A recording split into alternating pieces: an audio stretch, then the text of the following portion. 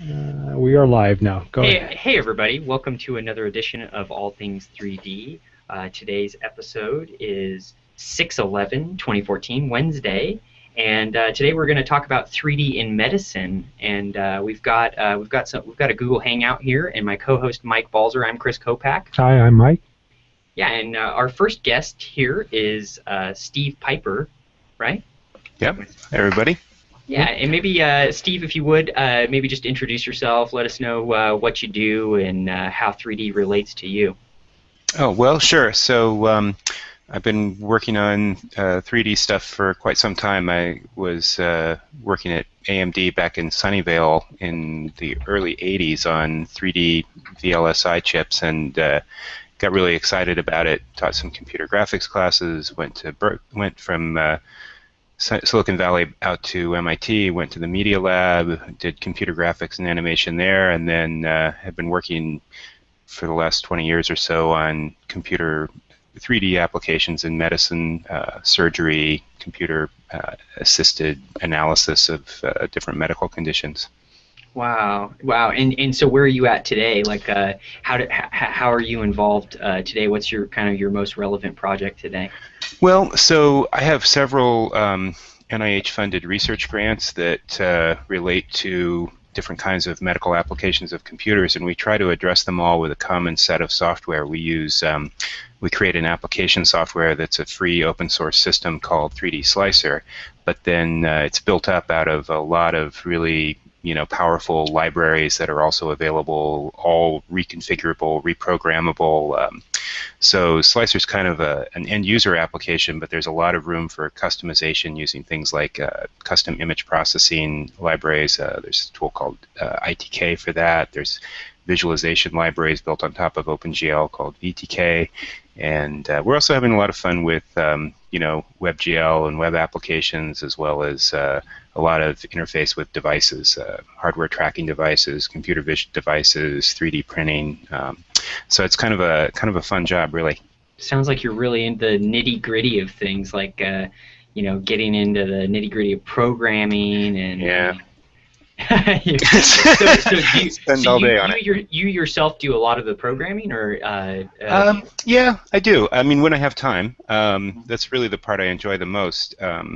But there's a really strong team. It's like a lot of open source projects. Different people pick the parts that they really are interested in. So we have folks just developing custom modules of all different types for radiation therapy. There's a big group in Canada that works on that at Queen's University. We have a bunch of groups working on different custom applications. So I do like to keep my fingers in the programming, but I also have to write research grants and budgets and this, that, and the other thing. Manage the administration side. Yeah. A lot of work. We have a lot of really good collaborators too. We have programmers who work on stuff. We also have quite a few clinical colleagues, surgeons and radiologists, people who are interested in developing their solutions for their clinical problems, and then they give guidance on how the software should be developed and tested and proven out. Wow, sounds really cool. And so our next guest is Stephen Crossland. Are you there, Stephen? Yes, I believe so. Awesome. Yeah, great. Yeah, hey, well, welcome to the show. We hear you, but we don't see you. Yeah, sorry. Unless you're riding a horse right now and not moving very fast. I'm trying to fix one thing at a time here. Let me see. So, Stephen, maybe could you introduce yourself and maybe give our listeners maybe a little background on what you do, Sure, how 3D relates to you? Can you guys see me now? Mm-hmm. Awesome. Perfect. So my name is Stephen Crossland. I'm Chief Marketing Officer for Feel3D. And Feel3D has a handheld consumer device that allows rapid capture of the human form specifically, but really anything organic. So it's actually an interesting chat because the technology started as a medical product to image diabetic foot wounds and do extremely accurate measurements, volumetric, planimetric, all different kinds of measurements. Last August, we decided to take that product and do a Kickstarter campaign to kind of broaden the market for the applications and here we are today. We're about to ship our first beta units in about 2 weeks. Cool. That's pretty exciting. And you originally started in the UK, right, if I remember correctly? Right. So the company is predominantly based in the UK. It's based out of Oxford. So it was an Oxford University spin-out, and like I said, the initial investors made it into a medical product. We're headed back that way, it seems. That's pretty awesome. That's pretty awesome. Exciting times. And Fuel 3D, for those listeners that haven't ever seen the Fuel 3D, it's a really exciting product, and I think it's really going to be revolutionary to the whole 3D scanning end of things, just because it's so easy to use. And I mean, we did some scans here in the office, and it happens so fast. It's just so much faster than the alternative scanners that I've seen out there so far. Yeah, if you go out to my Google Plus or my Facebook pages, you'll see my face on my little object. Very cool. Very cool. Oh, they already got separate Brett. Sorry, guys, I'm at Rapid, and I tried to find the most remote possible place, but every now and again someone comes through the room here.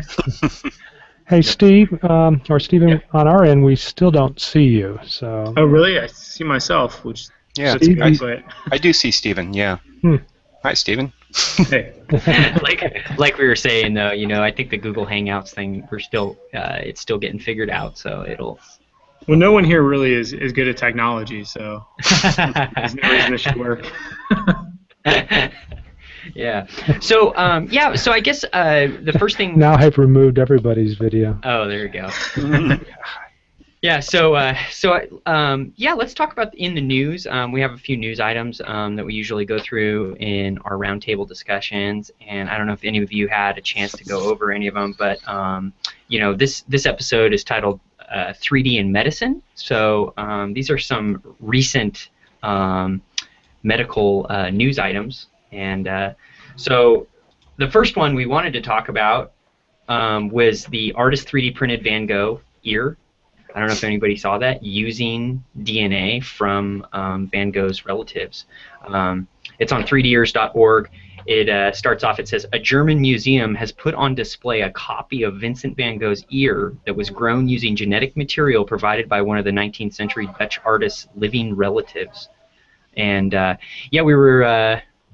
That's Pedro is joining in. Great. That's good to see. Okay. So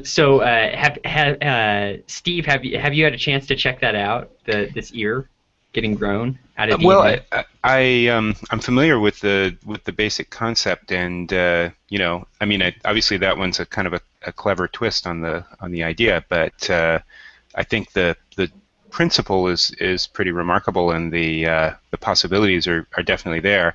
Right now, tissue engineering as a general field is quite is an emerging field. I think what we see a lot is some things that you can make with essentially the equivalent of 3D printed organs or 3D printed parts are feasible to do through tissue engineering.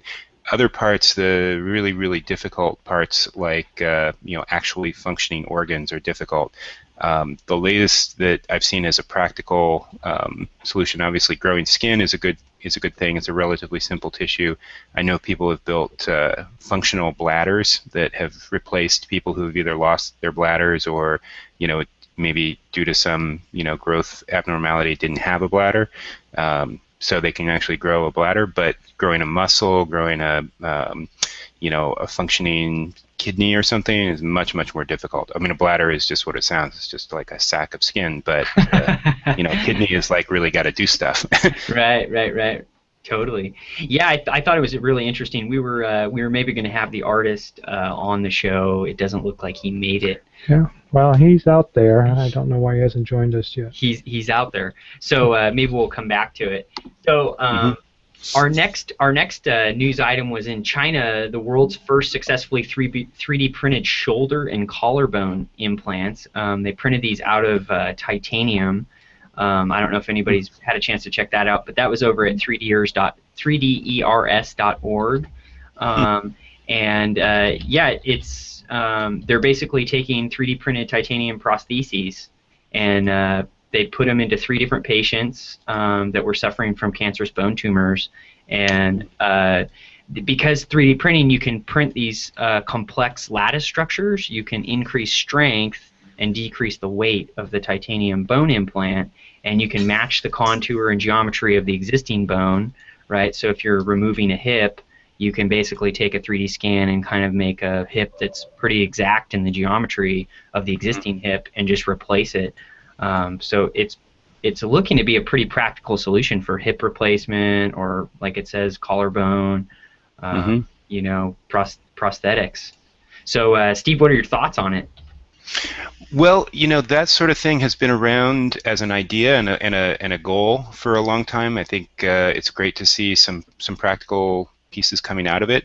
I remember maybe literally 20 years ago, people doing similar things to make custom implants for people who maybe got like a gunshot wound and lost part of their skull, or needed a replacement parts.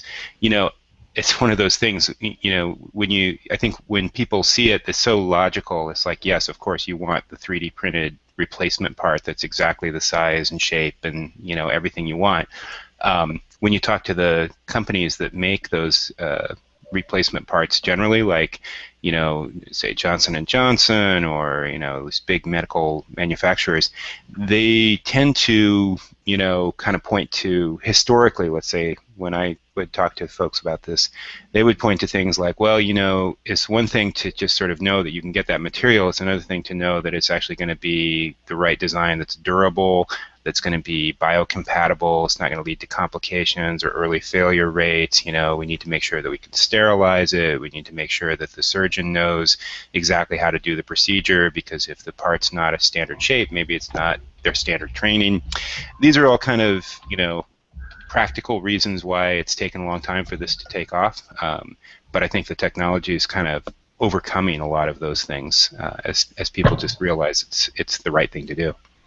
Yeah, for sure. And like for me, I could see, like you were saying with the slicer software is, once MRIs become kind of even more high resolution, or able to capture even more data, more segregated data even, and basically put that data set, put those data sets together as separate organs or whatever, and have the actual DNA attributed to each corresponding organ or whatnot. I could see people going in and getting a scan of themselves before they have problems, and then it's kind of like go to the store and have a new one printed out. It would be great. Yeah, it would exactly. be great. And people do tend to improvise. I mean, so I get to travel a lot and talk to people who download the software and use it, and I didn't necessarily even know what they're doing until I run into them. But kind of like Michael, he started using it and then got in touch. But I was in Hungary a couple of years ago, and there was a group of rhino-otolaryngologists, which is eye, ear, nose, and throat guys, and they were doing reconstructive procedures. And he said, "Oh yeah, I had this case where it was a fireman who rushed into a burning building in order to save this kid, and he came out and he had his whole esophagus was kind of burned out from smoke inhalation and basically breathing fire in when he was going to save this kid." So they said, and they showed all these pictures. They said, so we went in and we took his CT scan and we loaded it in Slicer, we measured up the size, and we made a graft, the exact tube size and dimensions that they knew they were going to need in order to go in and replace it. And wow. So, that's an example. There's this continuum. Sometimes, you make do with what you've got. Like, obviously, body tissue is the best thing. If you could imagine, instead of having to sacrifice part of your, other part of your body to make a replacement part, you could just get it, some hybrid thing where you give up some stem cells and you get back a new replacement part. So people are definitely pushing the envelope on those things all the time, and people really need it. There's no question. Definitely, yeah. What an exciting time. Yeah, and it's kind of cool. Humans and most animals are set up. We're somewhat symmetrical on both sides. So if one fails, you have either a backup, or now you have one that you could clone, or There you go. that you could like take a copy of and basically flip it, Well, then, and a lot of parts of your body Right. will grow. I mean, will even like your nerves will tend to regenerate, your skin will regenerate. Other parts, it's very hard to regenerate. So there's a lot of biological tricks still to be sorted out. Yeah, definitely. So on to our next news item is another medical one is a 3D printed multi-material brain model lets students practice brain surgery. And so this is some researchers in the University of Malaysia, and they were collaborating with the University of Portsmouth and the University of Oxford. So, Stephen, you're well aware of them. And they announced the creation of an ultra-realistic 3D printed two-part model of the skull to use for practicing for drilling into the bone and removing tumors, in the skull. So they're using these polyjet printers. That the polyjet printer is really unique because you can mix materials and to achieve basically you're synthesizing whatever material you're trying to achieve in mass production. In this case, they're trying to achieve the actual tissue density, and so the material behaves like bone, it feels like bone, it drills like bone, chips like bone, etc. So they're using these polyjet printed skulls to practice surgery on. So I just wanted to get your guys' thoughts on that. Yeah, and there's an important thing to mention with that. If you look at further in the article, one of the reasons that Malaysia is moving in this direction is that they have what would you call it, beliefs about degrading the cadaver or the undead, the dead, and yeah, not undead yet, wrong area. The dead. So they've looked at other avenues in order to provide surgical training and so forth. Just thought I'd bring that up. Yeah. Yeah, interesting. Yeah. So what are you guys' thoughts, Steve or Steven? What are you guys thinking about this? Have you seen any of this in use? These polyjet printers for synthetic bone? I haven't. I know someone that it's actually doing something similar to that with tissue, with regenerating or generating kind of models that surgeons can use and things like that. But I haven't seen any of the polyjets doing the bone and stuff. That was an interesting article though, that they actually need the noise to be correct and everything. That was that one, right? Yeah. So for the training. The other thing to kind of chime in on what Steve was talking about before, that's interesting that you see as far as we were talking about 3D printed things for we were talking about the person that was in the fire. We see that a lot as well, like with scanning, where you need to do, whether it's a face mask for a burn mask, or you need to do some kind of maxillofacial prosthetic. All of those processes right now are very kind of not only labor intensive, but patient intensive. So they're doing molds and casting the way that you would do a plaster cast, which is, as you can imagine, not very comfortable, and you don't want to do it a bunch of times. So if you have changes in the tissue as you have grafts taken or something like that, you may hesitate to do another casting just because it's so discomforting to the patient. So that's one of the areas that scanning is changing as well, is things like that. I truly agree. And if you remember, Stephen, I sent you a couple of emails earlier. I've got a couple of clients that are wanting to have scans made of appendages and so forth to make form-fitted braces and things of that nature. Absolutely. And prosthetics and sockets and all kinds of stuff. That's why I keep knocking on your door, Stephen. I'm letting you in. Yeah, I think the scanning too. I really never even thought of that. Medical. There's just so many applications for the scanning part that you can think of just off the top of your head. Like for instance, like you were saying, the burn victim thing. Instead of having to do the traditional methods where somebody's sitting there in pain because you're prodding on their burn, now you can you can essentially have zero contact and get a high resolution scan of their face. Yeah, I think that's extremely important. And also with burn victims, you have to be concerned with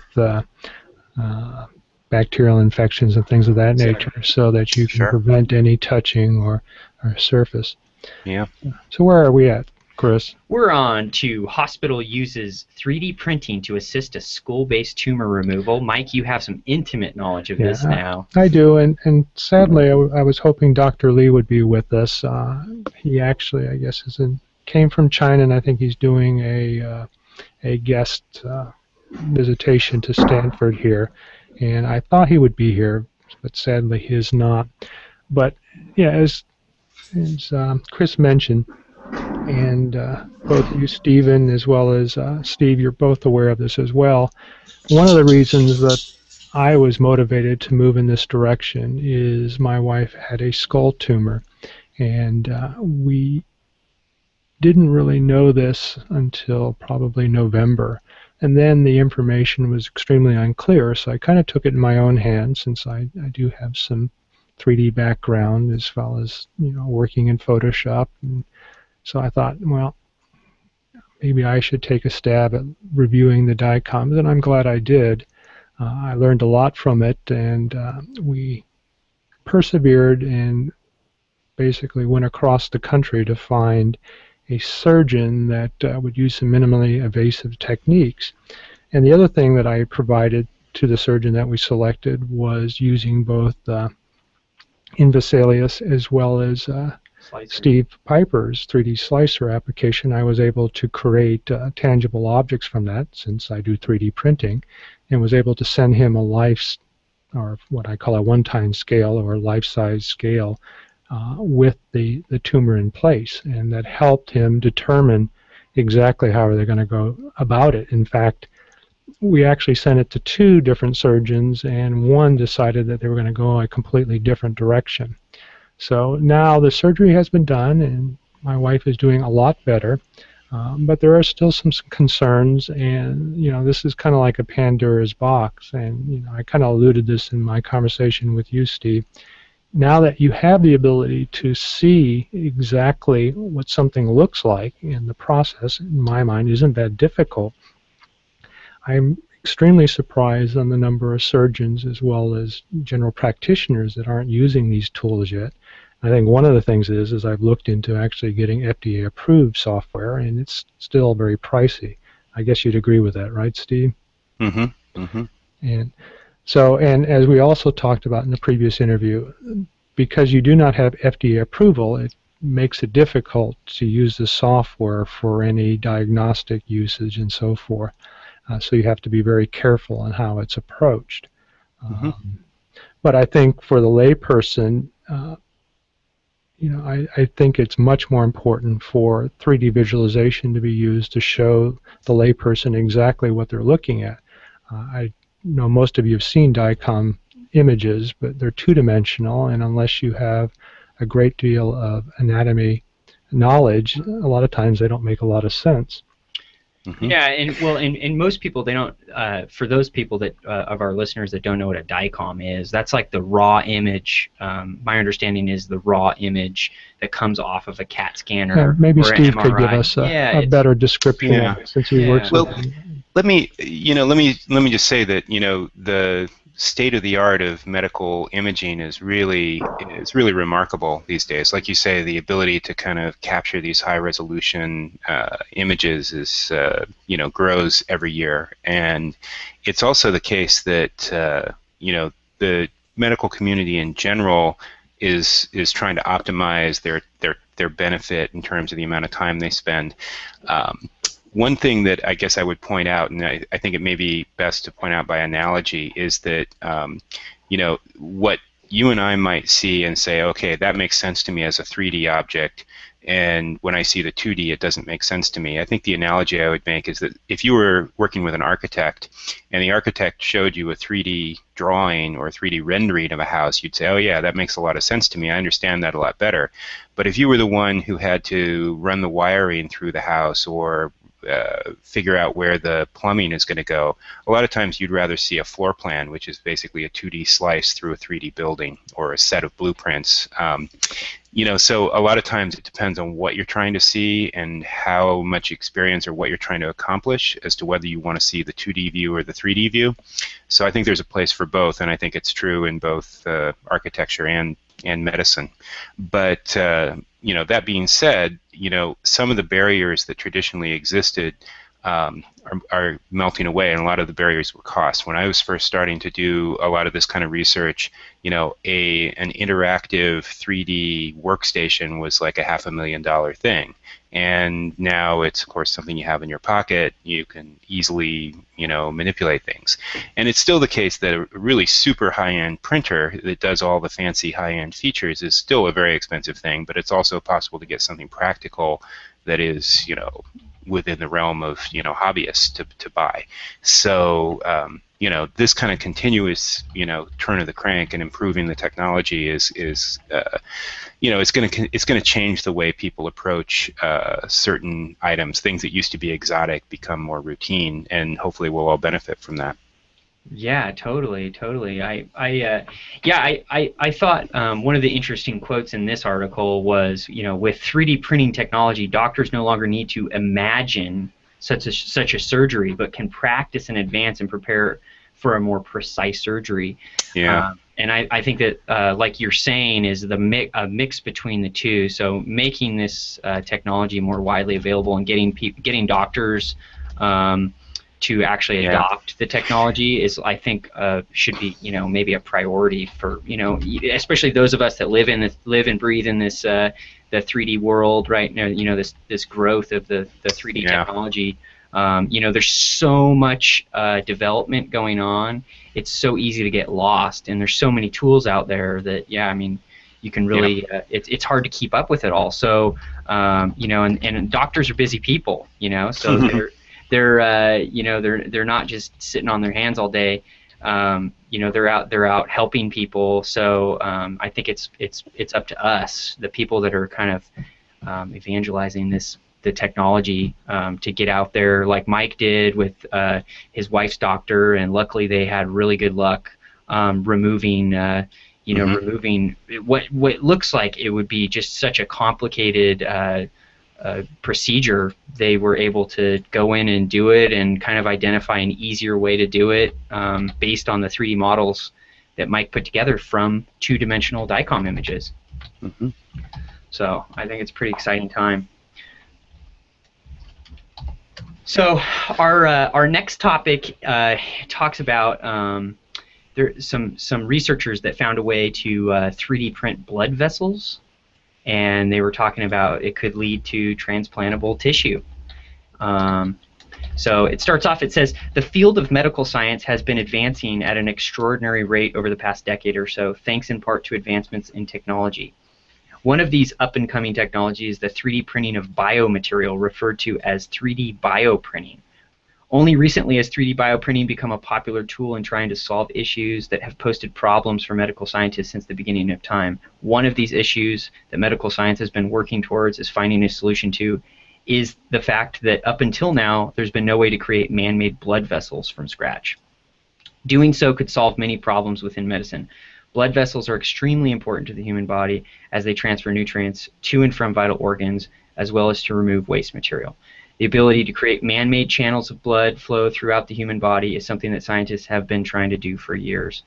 And it appears that a team of researchers at Brigham and Women's Hospital in Boston, Massachusetts, may have come up with a solution. Using 3D printing technology, more particularly 3D bioprinting, they have come up with an effective way to create an agarose fiber template to be used as a mold for real blood vessels. An agarose, I don't know what agarose, like agar, like you, it's like for agarose, is a naturally derived sugar-based molecule. For those of you who are wondering, I was. So apparently they're creating a mold, and then they're covering it up with some sort of substance, and they use it as a cast. And they're curing it with UV light, and they're making blood vessels with 3D printed molds. It makes a lot of sense. Yeah. And sadly, we had another guest that probably could expound upon that, who at the last minute last night was not able to make it. So I apologize to my audience for that.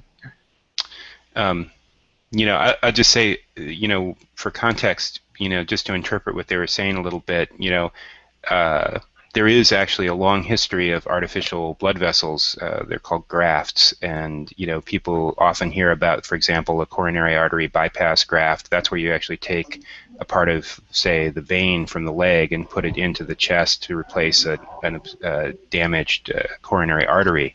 But when you don't have a donor part, where you get it from part of your own body, you can actually take like pieces of cloth, fabric, or Teflon. It's flexible, and there's a lot of places where they do replace major vessels, the aorta, other parts of the body, the iliacs, with these replacements. So they are man-made, but what they aren't is they aren't really customized. If you think about the intricate patterns of blood vessels that feed organs, they're branching structures. They look like, a lot of times they look like plant roots or plant, fibers, and they're really quite, detailed. And if you had the ability to custom make one that could actually attach, in complicated ways to the body and provide this circuit, like blood flows in on the arteries and out in the veins, and those are all matched up, and they locally perfuse parts of the tissue.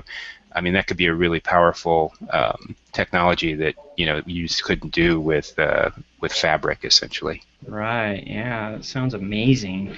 Yeah. I mean, again, there you go. It's just print you some new blood vessels. You lose nice. an arm. Yeah. You make a mold, print a little mold, and psh, I need a new arm. There it is. So does anybody else want to add on this? Stephen, are you still there? I'm here. Okay. I just keep muting my microphone. I've got it now. Yeah, I thought you were, as well as a construction crew, I think, within my quiet space. Well, I appreciate you doing that. I was trying to unmute you, and it kept muting, so I thought that's me. working with it on your end. We're back and forth. It's like Okay. Battleship. Well, I'll tell you what. I'll leave it alone, and you can deal with it. Since you know what's going I'll on. unmute before I talk. I didn't want all that background. Okay.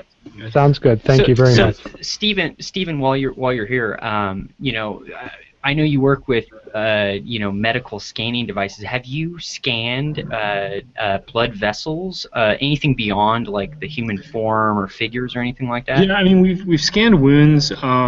We've scanned full thickness wounds. So I mean they're well below the subcutaneous tissue down into the dermis. So like the meat, as I'll call it. And all of that scans really well. I mean, one of the big challenges, I think, with scanning things like organs, whether they're in a patient or out of a patient, is there's a lot of moisture. And so that reflectivity and the liquidity of the moisture on top of the organ, I guess is what I'm trying to say, causes some issues as far as scanning and being able to get accurate representations of that. Got it.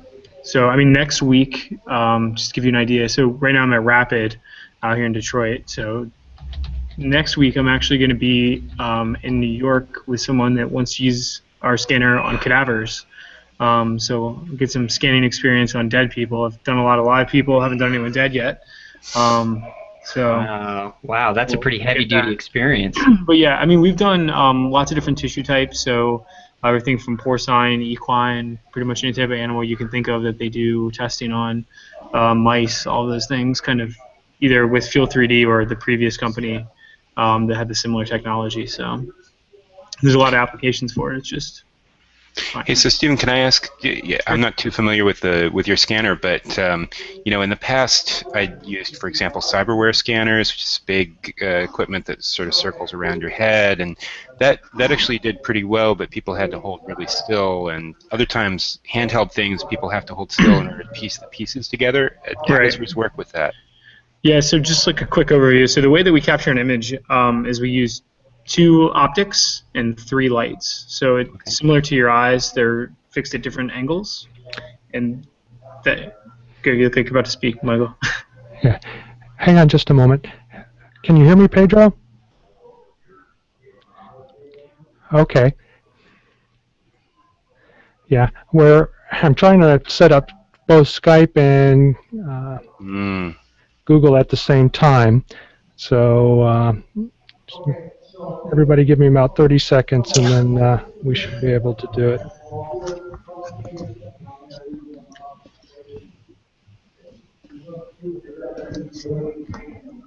Okay, can everybody hear everybody else? Pedro? All right.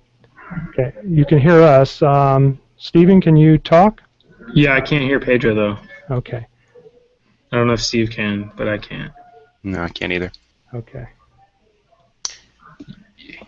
You know, Michael, another thing, I don't know if it's too late for this, but you know, you can also invite people by phone, which is a nice fallback, you know? On Google Hangouts? Yeah. Okay. Yeah, we could have Pedro. Yeah, we call can the try that. number. Yeah, that's probably No, it won't be. I haven't done that before, so have you done it before? Yeah, you just, when you go to the invite, you should be able to have, like, add phone. I don't know, maybe on the Hangouts on Air might be different, but usually there's a little button for getting a Yeah, I dialer. don't seem to have that feature. I think I do remember having that problem before. When somebody goes in as an organization, they don't have that feature, but when they go in as an individual user, they do.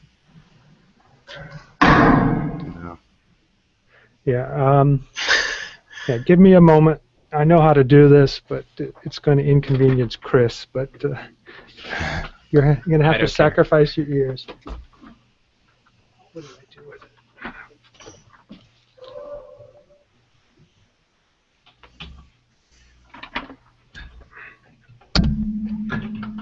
Should I continue to entertain just by describing what we do? Yeah. Yeah. Does that work? Great. Okay, Yeah. hang on a second. Here we go. I'm disconnecting, so...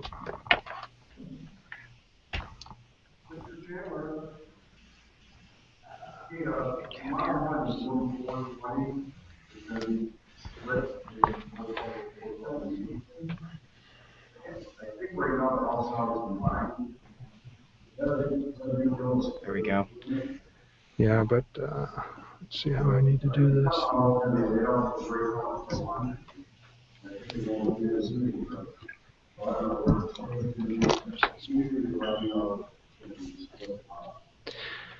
right.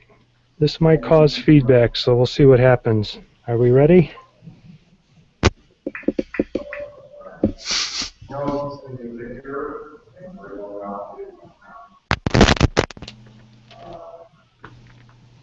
You can hear me. No, that's not going to work. I can hear you, Mike. Yeah. Yeah, we can hear him now. Oh, can you hear him now? Yep. Great. All right, we're all here. Everybody can hear everybody? Pedro, can you hear them? Yes, Hello, Pedro. I can hear you as well. Excellent. It worked. Yay. Very nice. So for our listeners, Pedro just joined us. Yeah. And Pedro, why don't you go ahead and tell us who you are? I know that you work with George from Indicelius. So why don't you go ahead and tell us what your role is with them, please? Okay. So thank you very much for allowing my participation. I'm talking in the name of George. George is the chief of our division, which is Division of Three-Dimensional Technologies. I'm a researcher in this division, which is part of CTI, which is the Center for Information Technology here in Brazil. Basically, what we do here is with 3D modeling, especially applied for health applications, and giving support for surgeons in order to give them 3D models for them to use in their surgical planning, and giving support in developing all kinds of 3D pieces like guidance assistance and even personalized prosthetic device for being used in this kind of health application, especially for very complex, high complex surgeries. For example, in the face, in the region of the face, where the appearance is very important, the aesthetical result is very important, and the functional results are very important as well. So we can give support producing virtual 3D modeling, use our software called Invisalius, and then we use 3D printing machines. We have eight can use to produce the model. Getting a lot of feedback from someone. Stephen? Yeah, sorry. Okay, great. Thank you. Go ahead, Pedro. Apologize for that. Oh, don't worry, don't worry. And just to finish, what we do here is give support for this kind of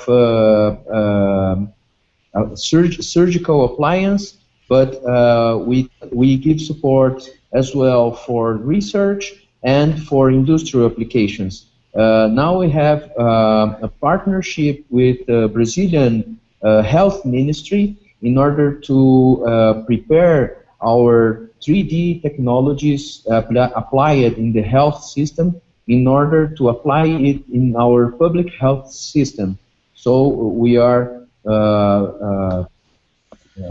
packing all we developed in this 15 years of ProMed, which is the program for appliance of this kind of 3D technology in health. We are packing all of this and preparing to give it to our health ministry and make a partnership with them to make it possible to apply it in our public health system to support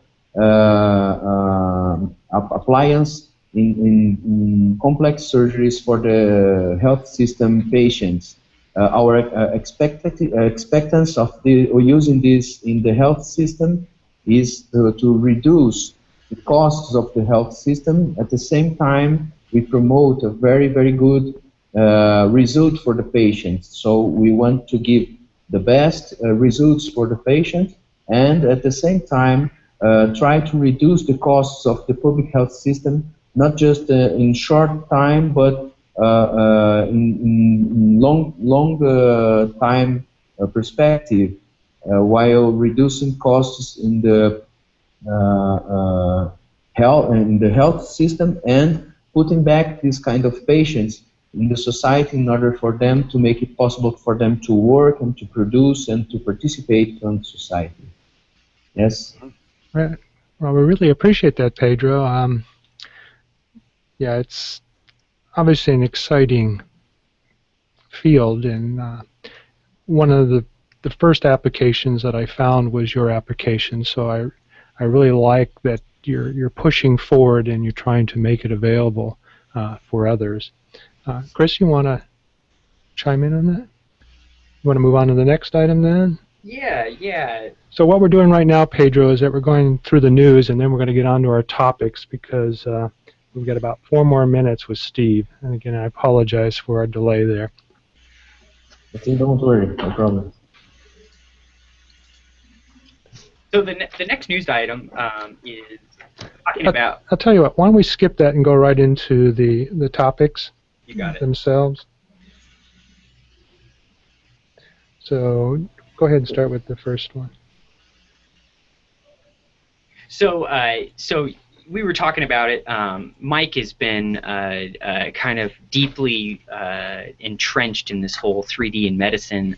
Recently, he had a family member that suffered a bone tumor, and in her skull, and so Mike took the DICOM, the 3D DICOM or the 2D DICOM images, and used all kinds of different software to put it and render it in 3D and make 3D mesh files, and then actually had them 3D printed and helped the doctors figure out the best method to remove the bone tumors, and it was really helpful.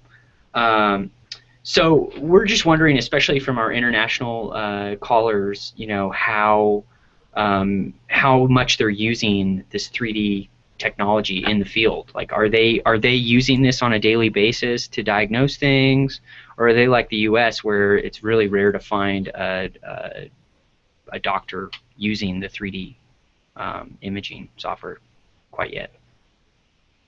Pedro, since we were hoping to have more than one person, how is it in Brazil? I mean, are you finding that more and more physicians and general practitioners are using your 3D technology, your imaging software?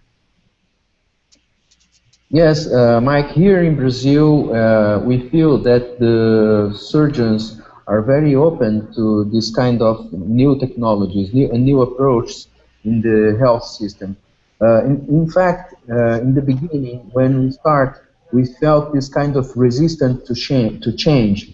Much of the surgeons that came here used to say, "Oh, why do I need this kind of technology? Because I can do this very best with my own skills, with my own hands, and with the technology that I have available." But with all these years of applications and showing them that it's possible to reduce not just the unpredictability of the process, because you show for them the case using a physical model, but we show them that it's possible to attach new devices that are very personalized and very specifically made for the surgery that they are going to do. So now we have like a new generation of surgeons that are coming to us and asking for the use of this kind of technology. In fact, we have about 400 cases of surgeons using this kind of technology per year here in Brazil, which is not that much. But of course, we are thinking only in one research center doing this in a research basis. We want to provide this as a commercial product. So we understand that it's very demanding, and I think now in Brazil the main restriction is the cost and the range of application, because in general we use this kind of technology when the surgeon can make a planning for the surgery. It's not applied for first like emergency cases. Okay, so I think this is our scenario here. Yeah. Great, Steve. I know you got to leave, but could you provide some, I guess, lasting words here? You obviously have a lot of experience in actually developing or a major portion of 3D Slicer or kind of the Mage. What are you seeing? As we talked about already, the software that is out there is quite expensive. Are you seeing a direction that more people are wanting to embrace this if the cost comes down? And if so, what are you doing in order to move that forward? Well, it's a good question because, I think the cost question is kind of wrapped up in the regulatory and the imaging by far is still much more expensive than the 3D analysis. I mean, an MRI machine is like serious heavy metal equipment, and the CT scanner is a little cheaper, but it's still quite a bit. And then in the U.S. at least, the cost of getting a scan and getting it reviewed and so forth is huge. Yeah, so, I bid in on eBay for one for $7,500. The fact is that these things are optimized. I mean, the scanners are actually quite good at getting three-dimensional information, but converting it into, as you saw, Michael, to convert it into something that's printable is still quite a challenge. And what we see mostly, I think, in the commercial and routine clinical world is that people will take a sort of a one-click approach. If they can make a 3D rendering on screen, computer graphics, you can do a lot with volume rendering that'll give people a pretty good idea. Taking it all the way to a 3D print is still not routine, and probably, there are just not as many places that would go down that path right now. Yeah. I'll say the one place where time intensive, so it's time intensive. The one place where it should be an absolute no-brainer, and it's a project that I think if it doesn't work, I mean, I think the example that you gave, okay, resecting the tumor is a great one. In that case, I would recommend, just as a practical matter, combining the 3D print with the grayscale information that a volume rendering can give, and looking at the two of them together to see, gradations of tissue. I mean, until we have a lot more sophisticated 3D printers, you're always going to have a trade-off between what you can make in a solid model versus what you can make a picture of. Totally agree with you, and that is the direction I went with him, Yeah. and provided both scenarios. And always people, like I say, are going to have reasons sometimes when it's important to see a cross-section through, and other times when it's important to see the whole object.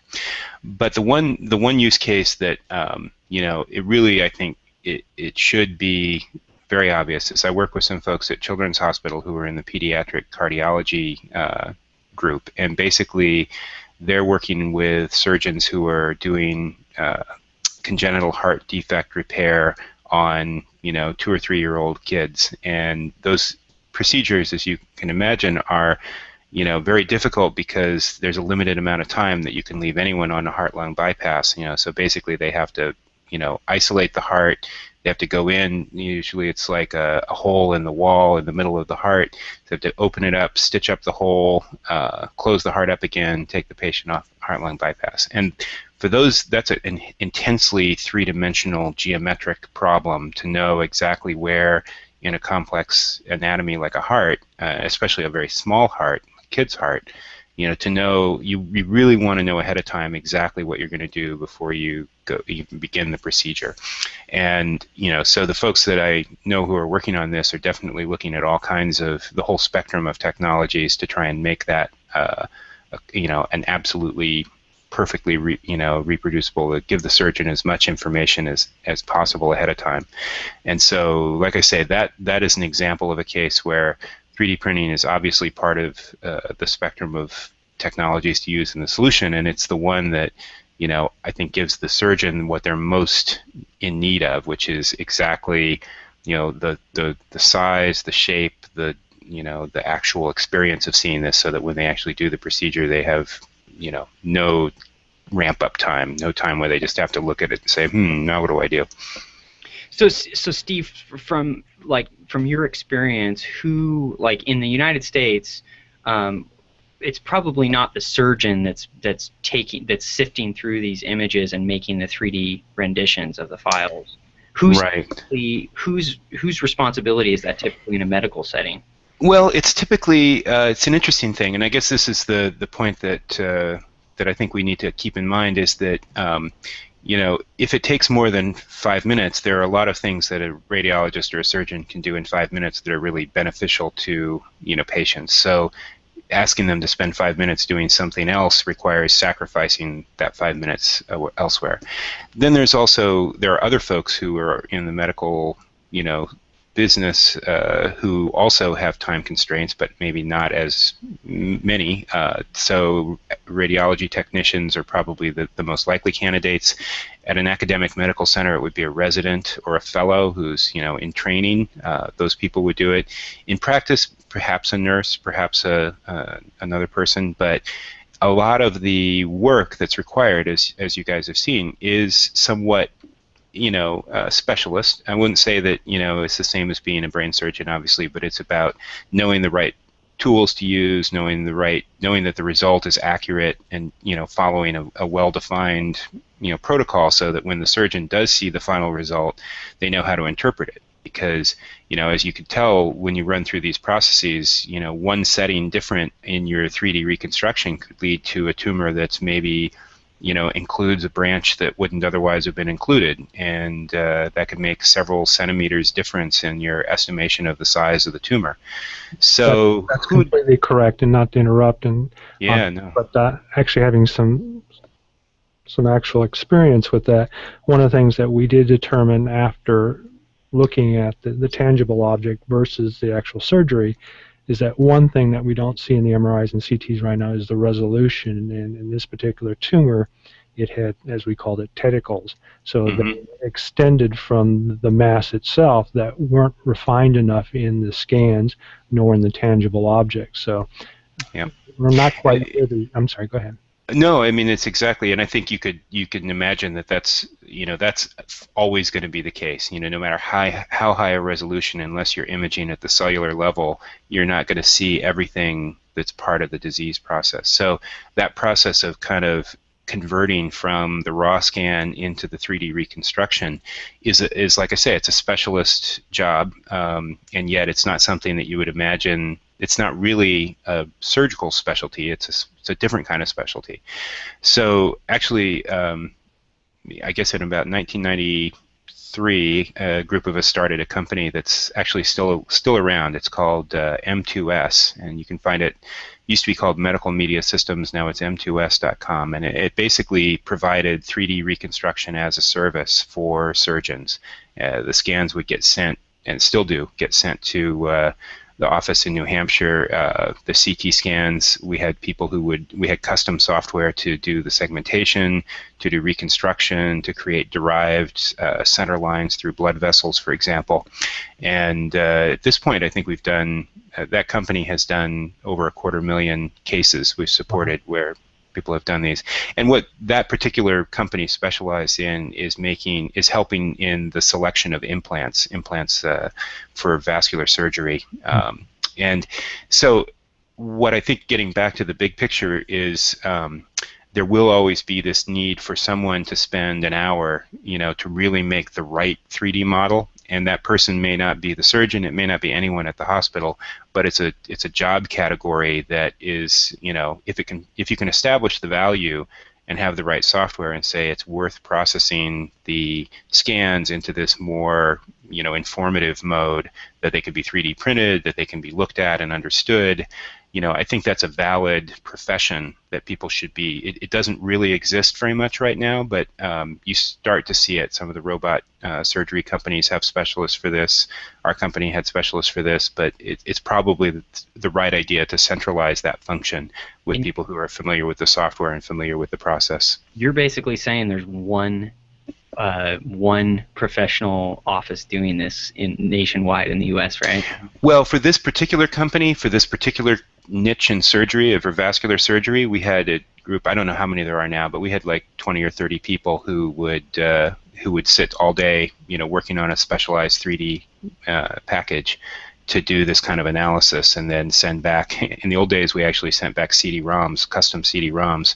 Nowadays, of course, you get a just an email with it all. But I think that if you think about what that job is, it's a lot like being a graphic artist. It's a lot like being an animator or a CAD engineer, right? You're sort of taking some problem that's, in this case, expressed as a 3D volumetric scan, and you're kind of applying some tools, judging the results, saying, is that faithful to the original data, or does it require further processing? And so, you think about it, you could spend anywhere from 5 minutes to an hour to really improve the quality of the image such that the surgeon only spends 1 minute with it, but still gets the same information that they would have gotten if they had spent an hour. And,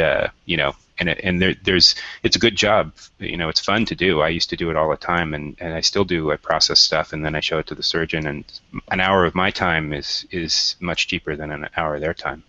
Yeah, and that's quite true, and I do agree with you. I don't know about the hour. It took me 3 hours. Yeah. May I interrupt? Sure. Sorry. Here, just to tell, I need to. I'm very. It's a very interesting point of view that I'm hearing there, and it's very interesting to say here in CTI. We understand that this kind of modeling is a very multidisciplinary activity.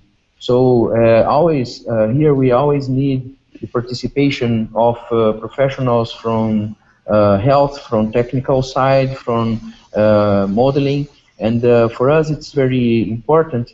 And it's interesting to see how the physical, especially the physical 3D model, which come from the 3D printing, works like an agglutinator of this kind of professionals, work like a glue in order to put all together and make it easier for them to speak in the same language, in order to develop the concepts that are important to put in action in order to give the best treatment. So I think it's very interesting point of view, and it's very important to understand it. Yeah, it could be a new career trend where you have somebody who has some medical background, maybe not as much as a doctor, but let's say to a nurse's level, a great deal of anatomical knowledge, and then also has a technical or graphical background. Yeah. And combining those two skills together. I would say that Yeah, and I would say it's even more than that. We can think about multidisciplinary centers with very very diverse kind of professionals working together in order to achieve this kind of solutions. Oh, yeah. I think Yeah, it's very totally agree with interesting you, idea. Pedro, on that. I was just saying the individual who would be, Yes, I yes, want yes, to, I sure, guess, sure. an engineer or a technician, just like they Yes. have the technicians with Yeah. MRIs and CT, but their job responsibility. But I totally agree that there should be a lab I or an agree. environment that contains all the disciplines together Yeah. to provide a final output. Right. So Right. yeah, so that's something good to. So Steve, do you have to go? Yeah, I should really wrap up here, but it's been very interesting talking to everybody. Look Well, forward I'm to, sorry that we had the technical difficulties as we do. I try to work on this like 1 week before, and It happened. something always comes up. So I apologize for But that. thanks again so much for being on our show. We Yeah. really appreciate your Sure. input. You just added a lot to the discussion today. Yes. Well, no problem. Nice to meet everybody. And Pedro, I heard a lot about your software. I look forward to seeing more about it. And Stephen, I hope to try your scanner sometime. Sounds great. So I'm going to say goodbye. Thanks. And Steve, why don't you go ahead and identify your website for us, please? Oh, Where people can actually find more. well, people information. can find more information at slicer.org. Just Okay. slicer.org. Great. All Well, right. again, thank you, Steve. Guys, I hate to do that. I'm actually going to have to hop off as well. Okay, well, that's no problem. Why don't we? I'm sorry about that. Hey, no, Well, thanks so much for being on the yeah, show, Stephen. Yeah. Well, again, why don't you kind of talk about the product that you're marketing, which is the Fuel 3D, and even though we're talking about it from a medical standpoint, it actually will have a lot of uses. So maybe give us a 30 seconds, and then maybe Yeah, sure. a website So, where people can go like out. I said before, it's a handheld scanner. Lets you take images in less than a second. You get full color, accurate images. The software does auto registration and stitching as well. Really exceeds at things like the human form. So to give you guys a couple other types of things, one of the things when I think we were going to talk about some of the things we're excited about seeing or have seen recently. One of them for me was seeing what's going on with orthotics, which I know that doesn't sound too exciting. But what 3D scanning I think is going to do for orthotics is going to be pretty cool. So I know Soles has been pretty popular recently, as well as Feats. There's a couple of different companies doing some pretty novel stuff around that I think is going to be cool. Well, maybe when we go offline, maybe in the next couple of days, we can talk about that. I've had a lot of interest. It's ironic, but it is feet. So there are a lot of people who have problems with their feet, and a lot of the stuff that's out there right now, unless you spend a lot of money, is still uncomfortable. And Yeah. people are wanting to have something that conforms to their foot and is comfortable. So obviously, I think there's a great market for that. And your product is going to sell like hotcakes. Let's hope so. Well, thank you again. Thanks, guys. As always, I appreciate it. Hey, thanks again. It's good seeing you both. Yeah. Talk to you soon. Thanks. And Pedro, since you've kind of come late on this, I think we're going to go ahead and just wrap it up. And I hope you got a good idea of what we were talking about, and we really appreciate that. You provided a little bit more knowledge. Stuck it out with us. Yeah. Yeah. Okay. Yeah. No, thank you very much. I'm sorry about these problems in our connection. I would like to be there sooner, but unfortunately it was not possible. But I think it's very interesting conversation, and it's very important to work in this and to make this kind of public conversations about the issue, because I think 3D technologies, especially for health applications, are very important in the future. Yeah. Yeah, I really agree with you. And as obviously mentioned, you may not have heard, and maybe George told you, I had a personal reason for being involved in 3D, and even though I do that as a business, as mentioned earlier, my wife had a skull tumor, and thankfully we have a lot of technology now, and I was able to apply some of that to assist the surgeon who worked on her tumor, and she's doing very well. So it has a positive story. I probably would not have gone ahead with this if it wasn't a positive story. But and I really have to thank Georgia and yourself and the team that created Inviselius. was one of the first applications I worked with, and I provided some feedback on it. Very nice. The key on both applications, both the 3D Slicer and yours, is really important, the masking tools. And again, I mentioned the Georgians and provided some feedback in our interview, because that's what's going to reduce the amount of time it takes to create the tangible objects. And now that I have your email address, I'll send you some information as well, since I know that you're one of the lead architects on the application. So thank you very much. Why don't you go ahead and tell us where people can find your software and also the center that you work with, and then we'll wrap it up, and I'll let Chris take over that. So go ahead and tell where they can find you, Pedro. Yeah. Well, we are CTI is a research center here in Brazil. You can find us in the internet on www.cti.gov.br, and we have this software that is developed here called Invesalhos.